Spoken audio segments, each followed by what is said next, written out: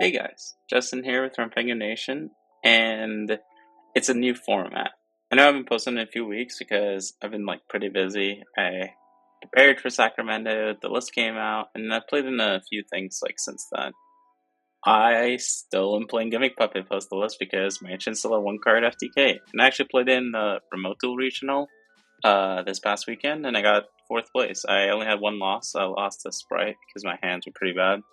But the deck is performing phenomenally. I won the Worlds tournament with just one number 40. She's pretty nice. But limiting C40 and number 40 makes it very hard to FTK. And if you don't have the field spell, you can't FTK. You can do a draw phase OTK with C Fantastics and the trap card, but that's pretty much it. But my list, my main deck is very similar to what I've been playing with the changes I've always wanted to make. However, the side deck, there's a card that's special there, and I'll go over and explain why, and I'll release another video as to why. But let's cover the main deck. So I'm still playing 43 because the math works with it, where I still play 8 field spells. So the probability is I should open at least one, and also you have the Imsteady draw filter. So 3 Little Soldiers is the one card FTK with Mansion, so he's your best starter. The Rogue Doll, my favorite card of the deck. She can either fetch into soldiers or a cattle. 2 Terrorbaby, my second favorite card of the deck. This card is actually unfair because it's not a once per turn on either of the effects, which is pretty nice. So if you get your double normal summon from Machinax, you can normal summon both your Terrorbabies. Or in playing 2, you can just use the graveyard effect of it, then have a Terrorbaby. Or if they negate the graveyard effect of your first Terrorbaby, you can use your second one to make it to where they can't respond to your puppets, which is pretty good. I've low-key thought about playing this card at 3, but I think I would play 2 Cal before playing 3 Terror. One Jury Doll, she's your super extender, banish puppet summon. Biscuit Doll, she's how you prevent the targeting, and she can summon herself from hand by discarding one. Cattle, this is how you can progress your game state, detach, use an extender, summon, and a revive from their grave. I'm probably going to end up meaning 2 of this card, but I sided the second one, and it was pretty good this side, and I'll go over why. 3 Mansion, this card's insane. This card's better than saying and summoning. Go first FTK card. Set Rotation, this is the best card in the entire deck because it makes it to where you FTK with Mansion through Imperm because they'll have a field spell so they can't Imperm you, which is kind of crazy. Terraform and grab Mansion, and I play 3 Foolish Burial Goods. This is another Mansion essentially because I play Rainbow Bridge of Salvation. So this is another reason why I play 43 is because I don't want to draw Salvation or Cobalt, and the more cards you play, you filter out the probability of drawing the bricks, but I'm still maximizing, and I'm compensating for the fact that I'm not only just playing 4 field spells with just 3 Mansion Terraforming, I'm playing 8 with the goods, so I still have a higher probability of seeing it. 1 Foolish Burial, it's any monster in your deck basically, so it's nice. 2 of the Rank Up spell, this card's really nice. I play 2 because going second, if you couldn't FTK, you can basically get a triple rank up, a double rank up again because you search for the second one, your Machinax Engrave will add back the other one, and then you'll have your trap card to revive your other XYZ. So you get a lot of value rolling as your follow-up to kill them on the other turn. So I would definitely play 2 of this card. Also, if some people are playing DD card and they DD card a rank up, you want to have another one as well. Service Puppet Play, this card's really underrated. So this is your best target of the deck. We're not going to play the other trap when it comes out, just so you guys know.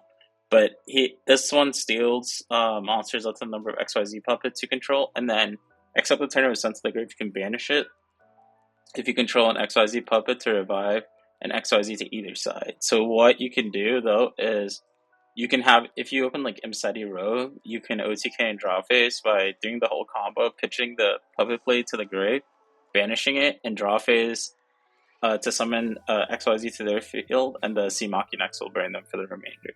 So, but you just kind of want it as an end board piece sometimes, but it's really good. Then you play the one Rainbow Bridge. This is the filters you grab to your mansion. It's okay to open because I have Droplet, Mseti, King's Arc to like filter it on my hand. You also have tombs to put back Eagle Oil this. I play Cobalt Eagle specifically as the Crystal Beast target because if you open Cobalt Eagle plus goods plus any extender, you can still FTK. If you normal the Eagle, put it back, then you goods dump the Rainbow Bridge and you play anyway. It's the only Crystal Beast can like put itself back. That's why this one's like the best.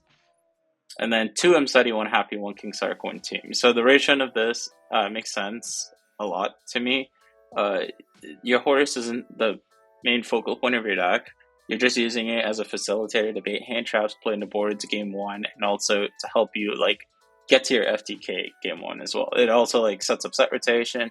It does a lot for you, but Mseti is just like okay of a card. It's a lot better now with Apo like being banned, so it still can be considered like maybe playing 3 of it, but I only played 2, and I have been playing 2, so I like 2, 1, 1, 1, and then the tomb is actually pretty nice. So I'll explain. If you open Mansion Goods, you can then go like Goods, dump Rainbow Bridge, add Tomb, add Eagle, and let's say you open like the Puppet Play Trap, you can put it back now with your Tomb, add Mseti, pitch Eagle, and Mseti get King's Arc, and you have so much value. You don't even need to commit your King's Arc to the field because this is treated as King's Arc Alpha, so when it's on the field, so you can just go ahead and normal summon your Mseti.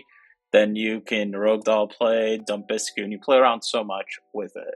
So, and this card just has so much value because of set rotation. So, definitely recommend the Horus package. 3 Condolence Puppet. This card's actually a lot better than people think. Going first, it's Foolish Burial for any puppet because it dumps up to the number of extra deck monsters you have put in controls plus 1. So if they have 0, you can still dump 1. If you're playing into Ubel, for instance, and they have a board full of monsters, you can dump a ton of puppets just off this. They all have to be different names, which is fine, because if you could dump your first terror, you force out Phantom, you force out Verudris with the Biscuit Doll, and you can play through their board naturally if you already have Mansion. So, Condolence Pup is one of your best going second cards, and it's also like a facilitator going first.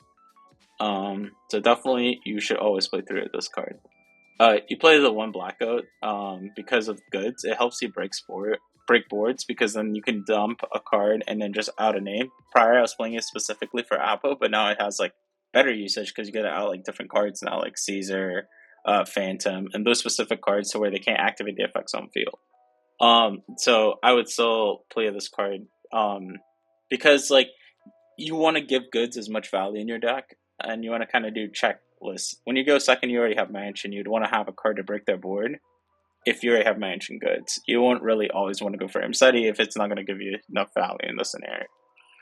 So then my hand trap and like defensive cards were 3 Imperm, 3 Nib, and 3 Droplet. I would not change these at all so far for this current format, but these were really good. Imperm just has so much value because you can choose like how you're going to use it. Nib is just like a blanket good card, and they have to respect it. And the Droplet just has so much value with so many good discards in your deck. So 43. So the side deck, the reason I cited the second Cattle Scream is for going first specifically when you're FTKing. If you have specifically, like if you have Mansion in any way to any name, essentially, you FTK them through a Bestial guaranteed, no matter where they Bestial you. So if they Bestial your Cattle in Grave, you can still FTK them by getting access to the second Cattle, double popping on the Bestial to do 5,000, and then you pop your XYZ for the 8K. So you can still FTK, and that's what I said I was going to make the other video on. It was the FTK through Bestial. So definitely, like, that's the whole reason I cited the second Cattle, but I may even consider remaining it. Through Bell is just a good answer to Crow and Bestials, so I definitely liked it. 1 Call by, it's just a blanket good card when you're going first to help FTK. It's also decent going second into Ubel to out Phantom, so it's neat. Talents to help you break boards, and it also works in tangent when Thrust going second, or just like an helper going first to help you FTK.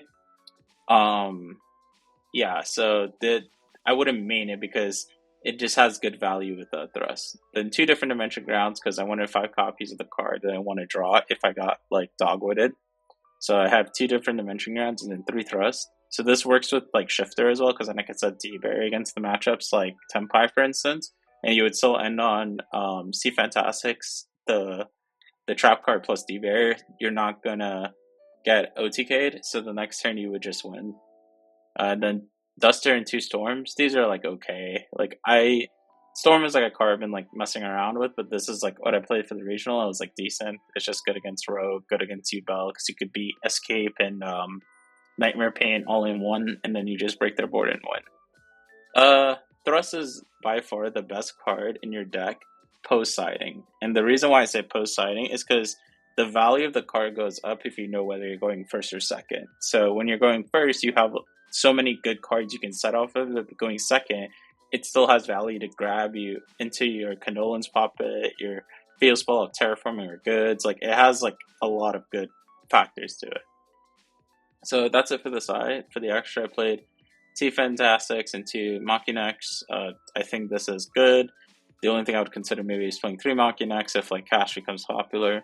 1 Gigantus Doll Puppet. You reveal this off Rogue Doll special level 4, which is all soldiers. Or sometimes you can make it to take 2 of their monsters tributed, then convert their levels to 8. 2 Giant Grinder. This comes up more now that we only have 1 N40 and 1 C40. So I like the 2 Giant Grinders, and I play 2 C15s. This card's like really, really good because going second, you can break a lot through a board by like popping a back or popping a monster, then attacking. Or going first, if you get Beast Shield, it's how you FTK as well. 1 number 40, 1 number C40, tears, because my girls are at 1, and this is sad. But, you know, it was like, there were good hits to the deck, but the deck is still very, very good. So I'm still playing it, as you can see. And then 2 Chimera Doll, you know, the Link guy, he's like pretty good. 1 Typhon, and you play 2 case day 1, and like if you like Rogue, if you Terror Baby the later in the turn, the impermit, like it's fine.